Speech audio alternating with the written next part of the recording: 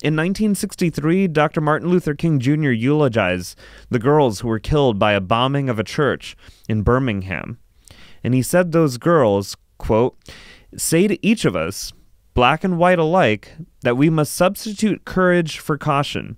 They say to us that we must be concerned not merely about who murdered them, but about the system, the way of life, the philosophy which produced the murderers. Their death says to us that we must work passionately and unrelentingly for the realization of the American dream. Unquote. Dr. King's wisdom is exactly the blessing we need right now. We need to fight for and find the courage to make it a reality in America for each of us to have health rights before any gun rights. I pray for justice, for an America free of gun violence. I pray for justice born out of courage and wisdom, because without justice, there is no peace. There is no serenity for any of us. And we need to stop kidding ourselves that, that guns are not a problem in this country, that what we really need to do is to keep finding these quote-unquote lone mentally ill gunmen, these lone disturbed individuals. Because the truth of the matter is that the longer that we keep trying to use mental illness as a scapegoat, the longer we're going to have to keep dealing with tragedies like this one.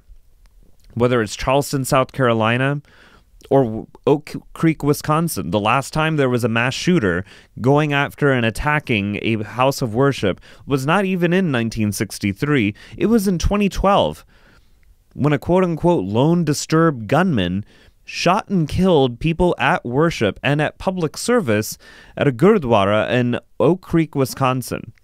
We seem to have forgotten those lives because they were brown, they were turbaned, and they may not be what we thought of as American.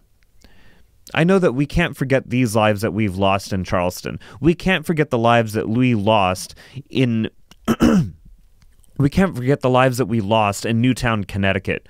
We can't forget the lives that we lost in Aurora, Colorado. We can't forget the lives that we have lost in Ferguson, Missouri, in Cleveland, Ohio, in Long Island, New York. None of these lives can be forgotten, and none of these lives can be written off as any of the cheap excuses that we keep seeming to hear, that, oh, it was a lone gunman. Oh, it was one bad apple of a cop.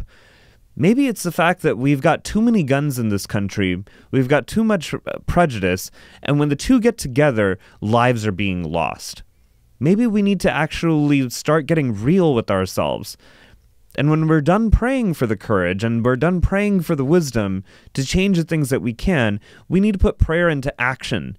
It is high time that every state in this country accepted the fact that gun violence is killing, one of us every day. There are 30,000 Americans dying every year because we seem to be in denial about the threat that guns are to our public health. It's high time that every state in this country, that our Congress, that the Senate, the House, that all of us took responsibility for preventing any more people from dying unnecessarily. This is preventable. This is on us. This is, the whole thing about, praying for courage and praying for wisdom is that at some point we need to turn and look at each other and realize we are the answer to each other's prayers. We are the ones that have been delivered to help each other at this time and to turn health rights into a reality and gun rights into the myth that it is. This is tough talk. It's tough talk at a tough time. A lot of people are going to say now is not the time to be talking about, about gun control, about gun safety, because they want to try and mask over the real issue in order to appear noble in consoling these families. Meanwhile, we have really only just condemned some future life to a death that could be totally prevented right now if we took the time to get real. Gun violence is a public health threat. It is not some act of God. It is not some, cruel, anomaly of nature out there that we have no control over. We can fix this. We must fix this. We must do better for each other as Americans. Because honestly, I'm not going to, I don't want to live in an America where we keep tolerating one more church, one more school, one more place of worship, one more shopping center, one more movie theater as an acceptable place for gun violence to happen. That, oh well, That's the best that we've got? Seriously? We're Americans. We can do better than this. We must do better than this. I implore you to seek action in all of this right now, because quite frankly, this is not the kind of thing that really can be, prayed away. I believe in prayer for these families. They deserve, our love, our outreach. They deserve our hugs, our tears, our comforting shoulders. They deserve all of that.